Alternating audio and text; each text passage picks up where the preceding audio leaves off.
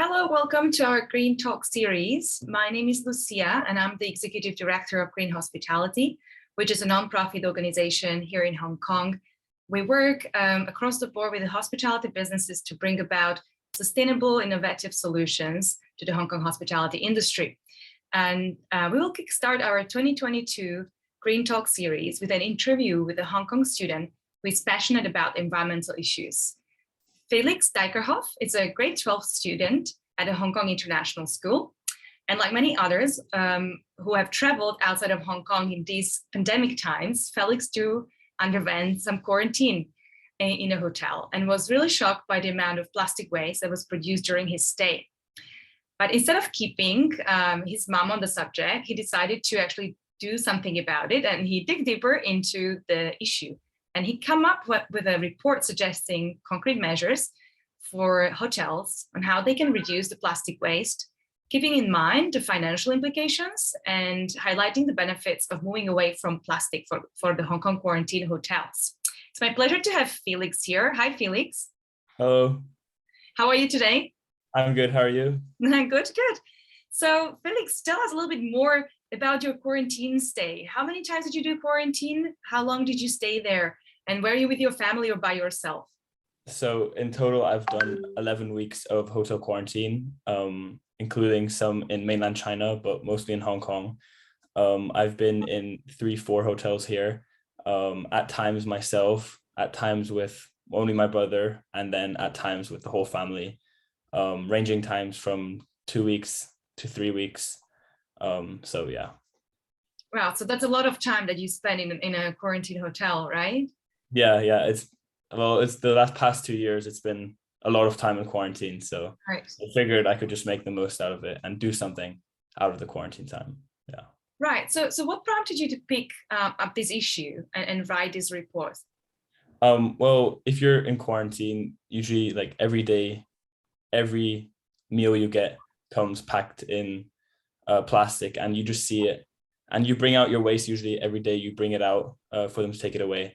And you see it at your door, you see it at the next door, you see it across the whole corridor, all this waste. And it makes you think, like, you just get to realize how much waste you produce. And it just made me think, all right, if I'm already here in quarantine, at least I can make myself use less. But what if I could make this a lot bigger? What if I could tell a whole hotel to change the way they use plastic? And so, because it was just such a huge problem, and it's getting bigger. Everyone knows the issues with plastic pollution in the world, and just seeing this almost careless use of plastic in hotels, almost like it was over the top, the use of plastic. It just made me think, like, I can do something so simple and create change that can have a lasting impact.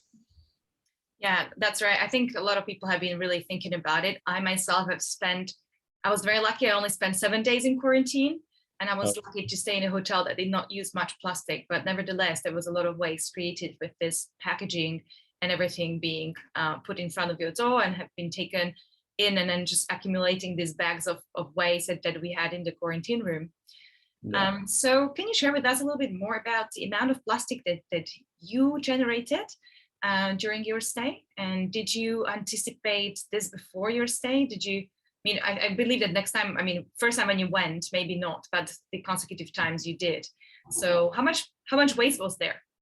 Well, first time, obviously now with the hotels have like changed their approaches as well. But the first few times, it was really a lot of waste. I calculated, I'm not a mathematician or so, but I calculated almost a 4-to-1 ratio of plastic to food. You'd get everything in plastic. You'd get your first, like, your meal in plastic, then the beverage in plastic, then the snack in plastic. And then basically for 3 things per meal, all in plastic, you have 3 meals a day. That's already nine plastic items. And then you multiply that by 21 days and you get almost 200 items of plastic, just all wasted. And like, it was never asked if you could want to reuse it or if you even needed it. They just always supply it. So yeah, it was a lot of waste almost every day. Every meal almost, you'd bring out a huge bag just of waste. So yeah, it was quite a lot. Mm-hmm. And did you maybe in your consecutive stays bring with you, say, reusable cutleries and things like that to decrease the amount of waste? Was it even possible, or they would still give you the plastic cutleries and so on? Yeah, exactly. At the beginning, well, we'd use our own like there's also in the hotel they have cutlery, like it's all there already. But they would still bring it, even if you'd ask not to them to bring it, they'd still bring it. Because it's just the outsourced food, like everything would still come. You'd ask, for example, for no sugar or like all these small supplements that you don't need, it'd still come. You'd not ask for chopsticks, it'd still come. For every meal, you'd have a fork, spoon, knife, and chopsticks, but you'd not only use one of them, but you just have to throw the rest away because everything else that was in your room after your stay would just get burned anyway. So yeah. I can feel the frustration. So what did you do with this plastic waste in your case? Well, in my case, I did like at the beginning, like obviously before when I was in quarantine, I couldn't really interact with hotels that much, but I did tell them, like, for example, like the small water bottles, I told them I don't want those anymore, because I had delivered like big 5 liter water bottles, just less plastic. Like these small 300 milliliter water bottles, they don't really help anyone. Then obviously I tried to stop the cutlery coming in, but the one that came in, I kept, and like I used, for example, for camping or so, just reusing it. And some of the containers, like the ones that weren't dirty or so from me eating in them, I'd wash, and I still use them now as like a bag for my snacks or so. Also for camping or whatever, just a second use. And the ones that I washed them out and then I brought to a recycling center. But obviously it was on a small scale, and I didn't think it was enough because it was just on such a small scale. So Yeah, I'm sure. So if we put the numbers down on how many quarantine hotels there are, how many people undergo this quarantine, the capacity, that how full they are, and the amount of plastic is potentially generated, they would have come up with a big number. Very sure about that.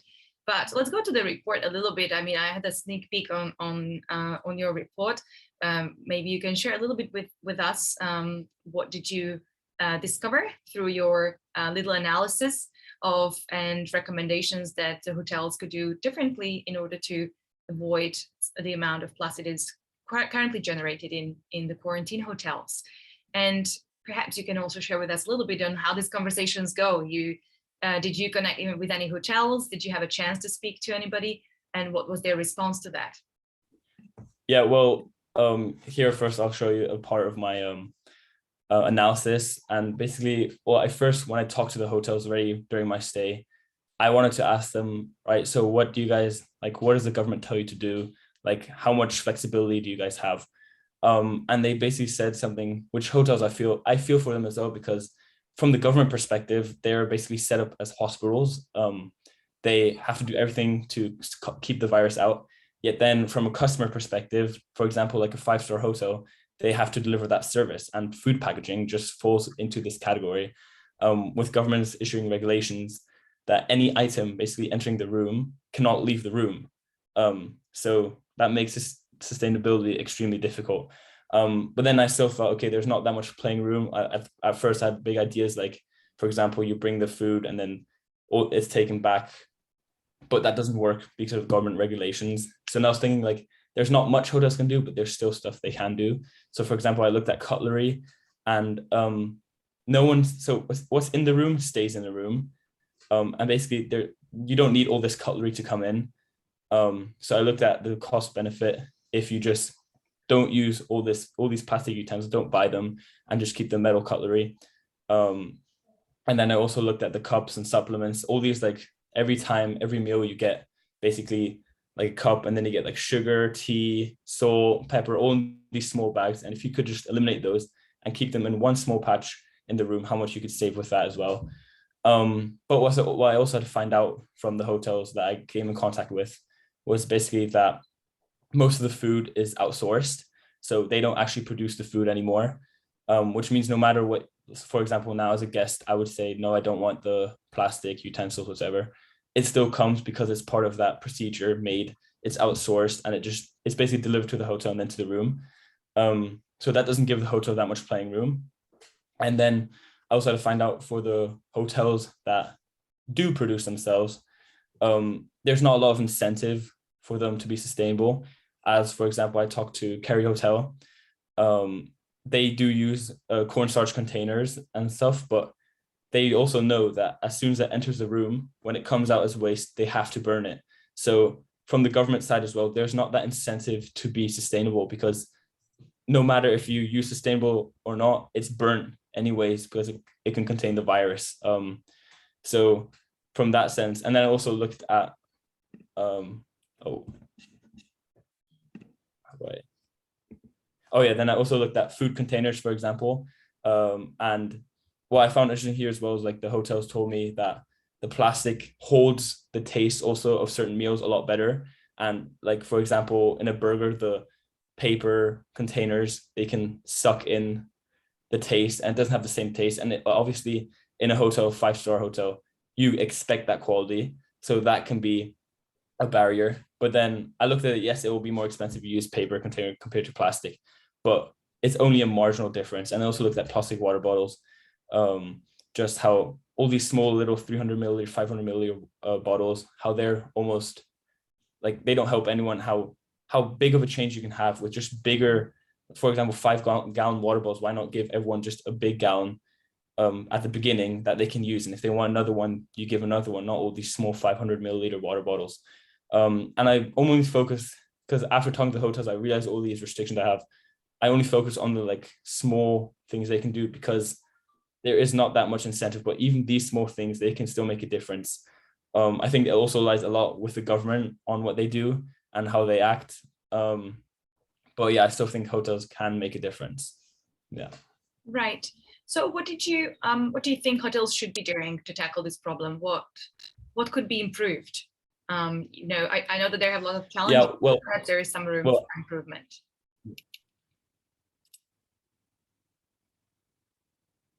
Yeah, well, I definitely think, for example, the outsourcing, there's no need for every thing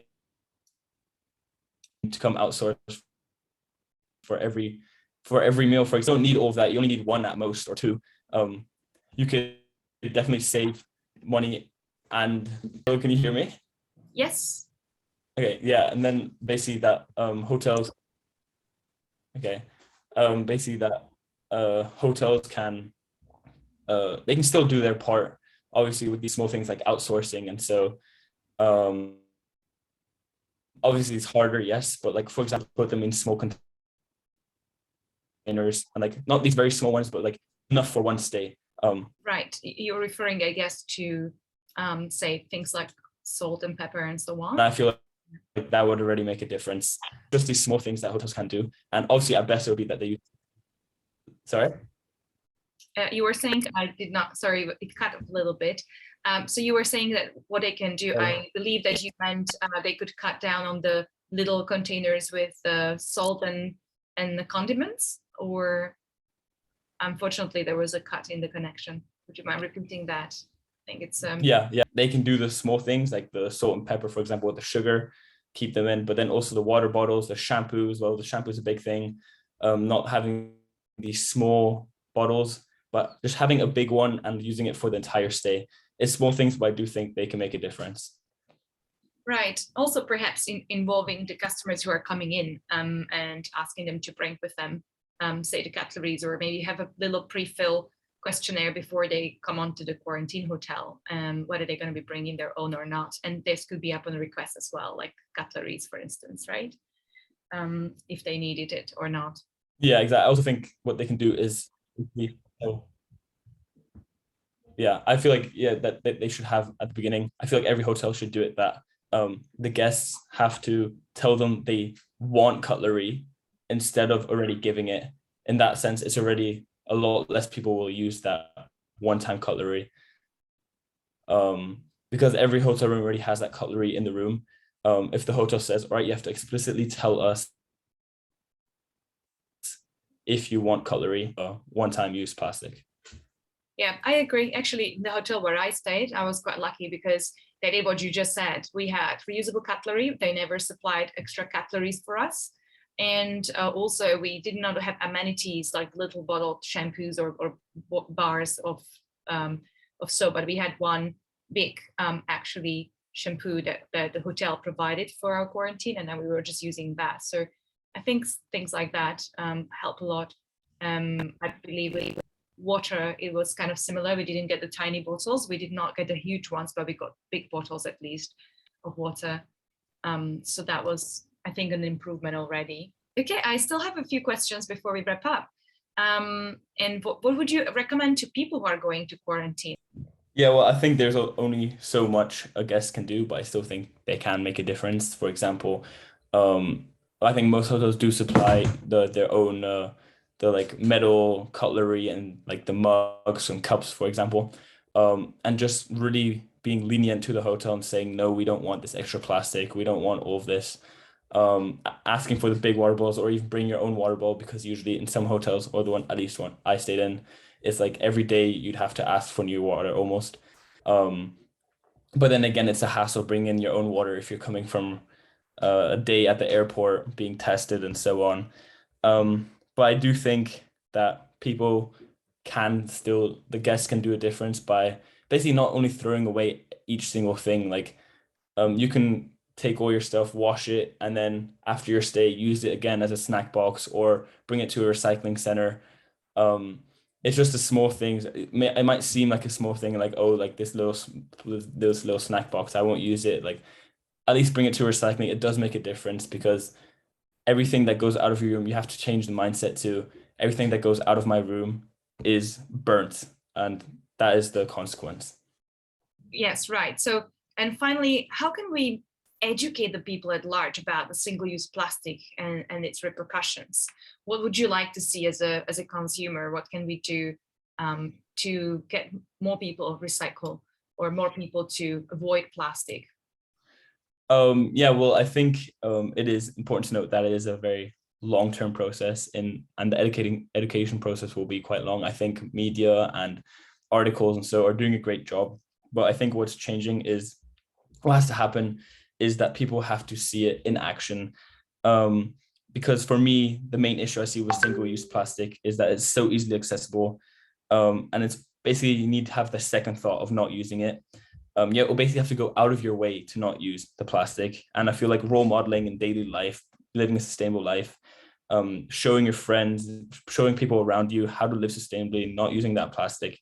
I feel like that now is the move we have to make as a society. Now I think everyone has been informed, everyone knows the consequences of plastic pollution, and now it's more about putting it into action. And if someone makes the first step, I feel like you can create a lot from that, and basically that people follow actions. Yeah. Thanks, Felix. That was fantastic. Thank you very much for spending the time with us and for sharing your insights, your experience from the quarantine, and the tips. We will make sure to also share with wider audience the report that you prepared. Perhaps somebody can get inspired or include and contribute with their numbers. And we will make sure that also we share that with our hotel partners and try to seek some solutions to this problem, because we don't think that the quarantine time is anywhere it doesn't finish anytime soon for Hong Kong, at least. So we believe there is going to be still a lot of quarantine time for a lot of us who will need to travel outside of Hong Kong. So with that, I'd like to thank you and our listeners and our viewers. Sorry for a little technical maybe interruptions, and we couldn't have the the screens on for the last part of this conversation due to the connectivity issues. But nevertheless, I hope it was a good and insightful green talk. Thank you and have a nice day.